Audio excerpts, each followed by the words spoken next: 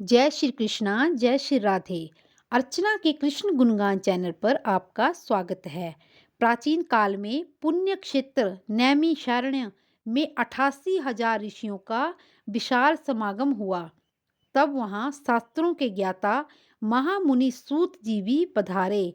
वहाँ उपस्थित सभी ऋषि मुनियों ने उनको आसन अर्पण करके स्वागत किया।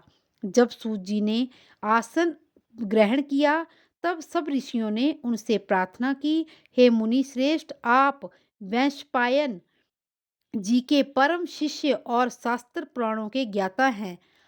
आप कोई ऐसा सरल उपाय बताएं जिससे पृथ्वीवासियों की कली काल में हर प्रकार से रक्षा हो सके।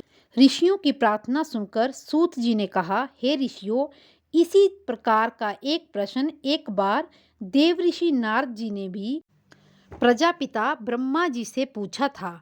ब्रह्मा जी ने कहा था, वही मैं आप लोगों को बतलाता हूँ। ब्रह्मा जी ने नारद जी से कहा कि हे नारद, जनहित के कल्याण के लिए यह प्रश्न सर्वोत्तम है। अब एकाग्रचित होकर इसको श्रवण करो। जिस प्रकार तीर्थों में बद्रीनाथ धाम का विशेष महत्व है, उसी प्रकार वर्ष भर के मासों में कार्तिक मास का सर्वाधिक महत्व है। व्रत, दान, कथा, कीर्तन, शास्त्र श्रवण व पठन आदि के लिए कार्तिक मास श्रेष्ठ है। यह मास भगवान विष्णु को अत्यंत प्रिय है।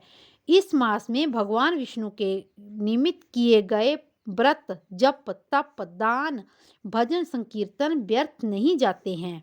इस मास में जो लोग भगवान विष्णु का ध्यान करके सभी प्रकार के सत्कर्म करते हैं, वे लोग भगवान विष्णु के बैकुंठ धाम के अधिकारी होते हैं। इसमें कुछ भी विचारणीय नहीं है।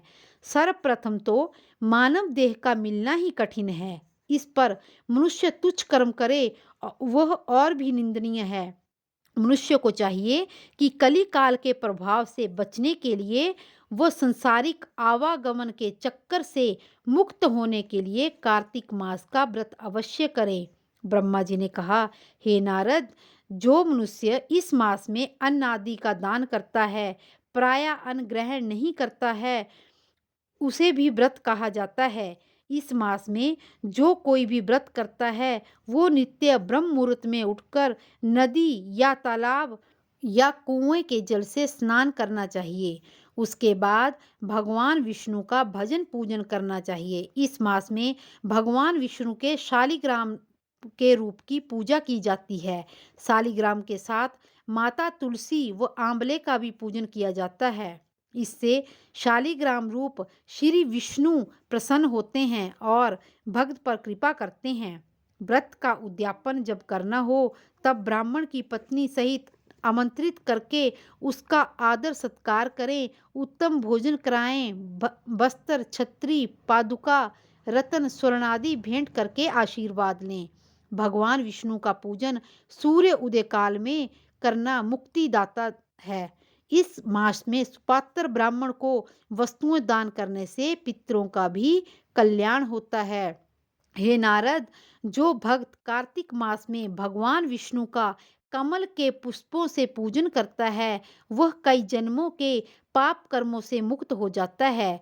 भगवान विष्णु के द्वादशाक्षरी मंत्र ओम नमो भगवते वासुदेवाय का जप करते हुए प्रत्येक जाप के साथ जो भक्त तुलसी दल अर्पित करता है, उसे मोती दान करने का फल मिलता है। इसी तरह विष्णु जी की आरती करके नैवेद्य रूप में तुलसी दल अर्पित करता है, उसे भगवान विष्णु हमेशा प्रसन्न रहते हैं। ब्रह्मा जी ने कहा, हे नारद, कार्तिक मास में श्रीमद् भागवत गीता का पाठ नित्य करना चाहिए।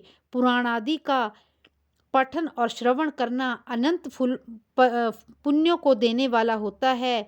पूजनादि संकल्प पूर्ण करने से सफलता अवश्य मिलती है। पूजन के उपरांत नैवेद्य अर्पण करने से, परिक्रमा करने से और प्रभु को नमस्कार करने से तुलसी की मंजरी अर्पण करने का कई गुना अधिक फल है। जो मनुष्य भगवान विष्णु का इस मास में संयम एवं श्रद्धा भक्ति से पूजन करता है, उसके सभी मनोरथ पूर्ण हो जाते हैं। जय श्री कृष्णा, जय श्री राधे।